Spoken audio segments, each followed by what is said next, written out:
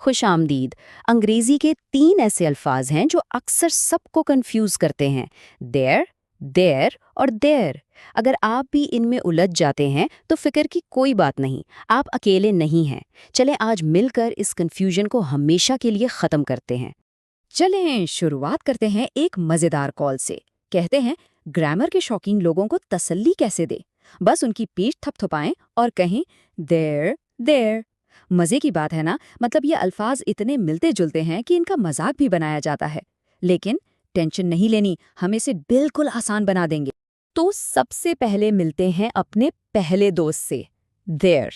There को आप एक पॉइंटर या एक गाइड समझ लें। इसका काम है बस जगह बताना। जब भी सवाल हो कहाँ, तो जवाब में देयर आपकी मदद के लिए हाजिर है। और इसको याद रखने की एक जबरदस्त ट्रिक भी है, जरा गौर से देखें। देयर लफ्ज के अंदर ही हियर छुपा हुआ है, THERE, देखा? और हियर का मतलब है यहाँ, तो हियर और देयर दोनों ही जगह की तरफ इशारा करते हैं। सिंपल। कितनी आसान टिप है ना? चलें कुछ मिसालें देखते हैं ताकि बात बिल्कुल क्लियर हो जाए। जैसे the box is over there, यानी डब्बा वहां पड़ा है। लुक ओवर देयर, यानी वहां देखो। या फिर there are 4 squirrels in the yard, यानी सहन में 4 गिलहरियां हैं। इन सब जुमलों में देयर क्या कर रहा है? बिल्कुल सही, जगह बता रहा है। ओके, अब बारी है हमारे दूसरे दोस्त की, देयर। ये जनाब हैं ओनरशिप के एक्सपर्ट, मतलब मलकियत बताने के माहिर। जब भी कोई चीज़ एक से ज़्यादा लोगों की हो तो देयर सामने आकर बताता है कि ये उनका है। और इसको पहचानने की भी एक सुपर सिंपल टिप है। देयर में आई आता है ना? इस आई को आप आई से याद रख सकते हैं। जैसे आई ओन दिस, मतलब मैं इसका मालिक हूं। तो बस जब भी आई नजर आए समझ जाएं कि बात मलकियत की यानी ओनरशिप की हो रही है।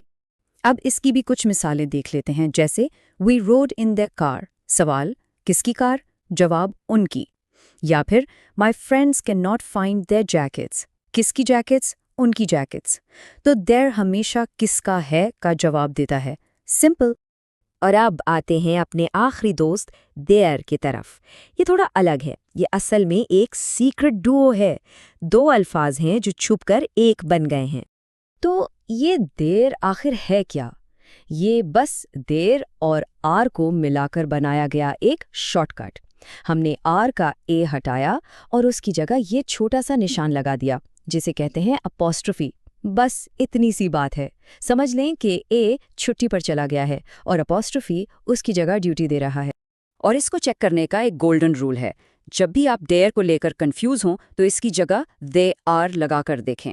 अगर जुमला फिर भी एकदम ठीक लगे तो मतलब आपने सही लफ्ज इस्तेमाल किया है। जैसे they are coming over tonight को हम they are coming over tonight भी कह सकते हैं, मतलब बिल्कुल सेम है। Problem solve.